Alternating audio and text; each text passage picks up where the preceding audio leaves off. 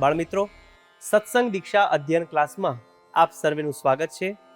આજના ક્લાસમાં આપણે શ્લોક નંબર 269 અને શ્લોક નંબર 270 નો અભ્યાસ કરીશું. સૌ પ્રથમ શ્લોક નંબર 269 ની પહેલી કડીનું હું ગાન કરીશ, ધ્યાનથી તેને સાંભળજો.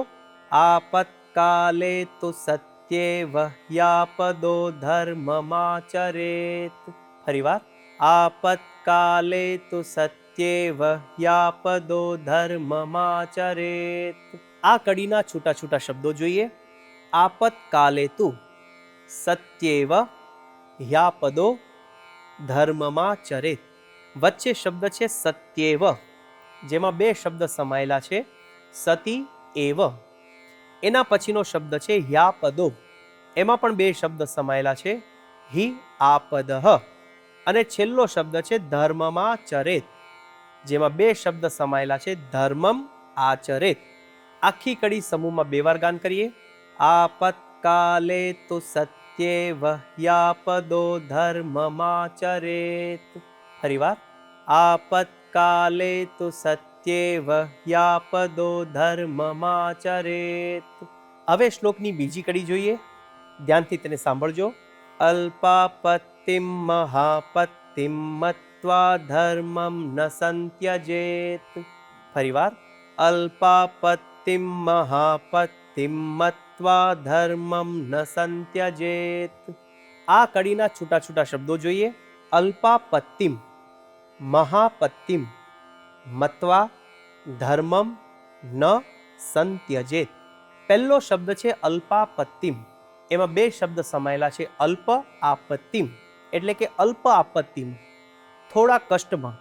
બીજો શબ્દ છે મહાપત્તિમ, તેમાં પણ બે શબ્દ છે, મહા આપત્તિમ એટલે કે મહા આપત્તિમાં, મોટા કોઈ દુઃખમાં, મોટા કષ્ટમાં.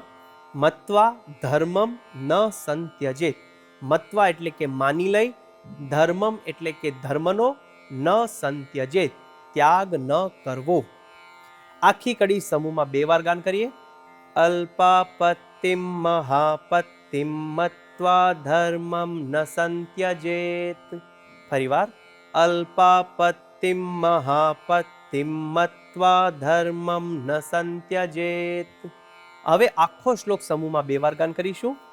આપત્કાલે તો સત્યેવ યાપદો ધર્મમાચરેત.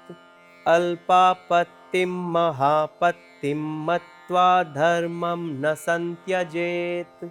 ફરીવાર, આપત્કાલે તો સત્યેવ યાપદો ધર્મમાચરેત. અલ્પાપત્તિમ મહાપત્તિમ મત્વા ધર્મમ ન સંત્યજેત. આ શ્લોકનો ગુજરાતી અર્થ આ પ્રમાણે છે. આપતકાળમાં જ આપત ધર્મ આચરવો, અલ્પ આપત્તિને મોટી આપત્તિ માની લઈ ધર્મનો ત્યાગ ન કરવો. તો બાળમિત્રો, આ પ્રમાણે શ્લોક નંબર 269 નું ગાન કરી મુખપાઠ કરીએ. હવે આપણે જઈએ છીએ શ્લોક નંબર 270 પર. પહેલી કડીનું હું ગાન કરીશ, ધ્યાનથી તેને સાંભળજો. આપત્તૌ કષ્ટદાયામ તુ રક્ષા સ્વસ્ય પરસ્ય ચ. ફરીવાર, આપત્તૌ કષ્ટદાયામ તુ રક્ષા સ્વસ્ય પરસ્ય ચ. આ કડીના છૂટા છૂટા શબ્દો જોઈએ. આપત્તૌ કષ્ટદાયામ તુ રક્ષા સ્વસ્ય પરસ્ય ચ. બધા જ શબ્દો છૂટા છૂટા છે. આખી કડી સમૂહમાં બે વાર ગાન કરીએ. આપત્તૌ કષ્ટદાયામ તુ રક્ષા સ્વસ્ય પરસ્ય ચ.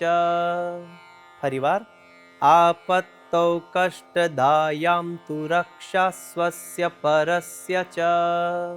હવે શ્લોકની બીજી કડી જોઈએ, ધ્યાનથી તેને સાંભળજો.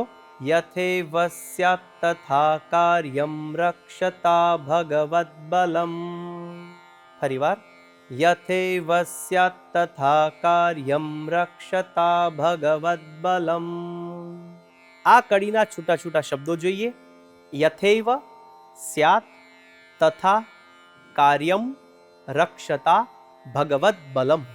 છેલ્લો શબ્દ છે ભગવદ્બલમ, જેમાં બે શબ્દ સમાયેલા છે, ભગવદ બલમ એટલે કે ભગવાનનું બળ રાખીને.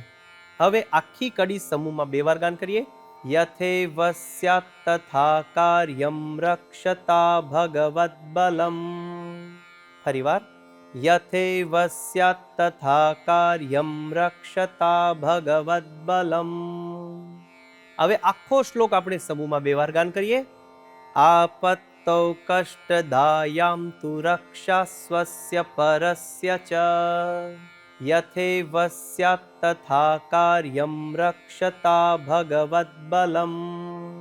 ફરીવાર, આપત્તૌ કષ્ટદાયામ તુ રક્ષા સ્વસ્ય પરસ્ય ચ યથેવ સ્યાત્ તથા કાર્યમ રક્ષતા ભગવદ્બલમ.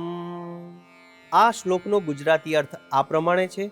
કષ્ટ આપે તેવી આપત્તિ આવી પડે ત્યારે ભગવાનનું બળ રાખી જે રીતે પોતાની તથા અન્યની રક્ષા થાય તેમ કરવું.